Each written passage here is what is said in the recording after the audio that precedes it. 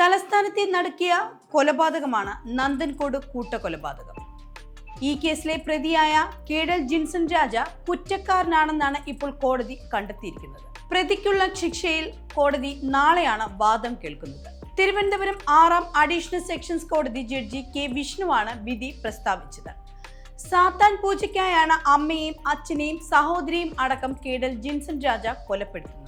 നന്ദൻകോടുള്ള വീട്ടിൽ മാതാപിതാക്കളെയും സഹോദരിയും അടക്കം 4 പേരെയാണ് ഇയാൾ കൊലപ്പെടുത്തിയത്. 2017 ഏപ്രിൽ 9 പുലർച്ചെയാണ് ക്ലിഫ് ഹൗസിന് സമീപം ബെയിൻസ് കോമ്പൗണ്ടിൽ 117 നമ്പർ വീട്ടിൽ പ്രൊഫസർ രാജതങ്കം, ഭാര്യ ഡോക്ടർ ജീൻ പത്മ, മകൾ കരോളിൻ, ബന്ധുവായ ലതിക എന്നിവരെ കൊല്ലപ്പെട്ട നിലയിൽ കണ്ടെത്തുന്നത്. അച്ഛൻ, അമ്മ, സഹോദരി എന്നിവരുടെ മൃതദേഹങ്ങൾ പൂർണ്ണമായും കത്തിക്കരിഞ്ഞ നിലയിലും ബന്ധുവിന്റെ ശരീരം വെട്ടിനുറുക്കി പുഴുവരിച്ച നിലയിലുമായിരുന്നു. കൊലപാതകം നടത്തിയ ശേഷം ഒളിവിൽ പോയ കേഡൽ ജിൻസൺ രാജയെ ദിവസങ്ങൾക്കകം പോലീസ് പിടികൂടുകയും ചെയ്തു. ആസ്ട്രൽ പ്രൊജക്ഷൻ എന്ന സാത്താൻ ആരാധനയുടെ ഭാഗമായാണ് പ്രതി കൊലപാതകങ്ങൾ നടത്തിയതെന്നാണ് പോലീസ് പറയുന്നത്.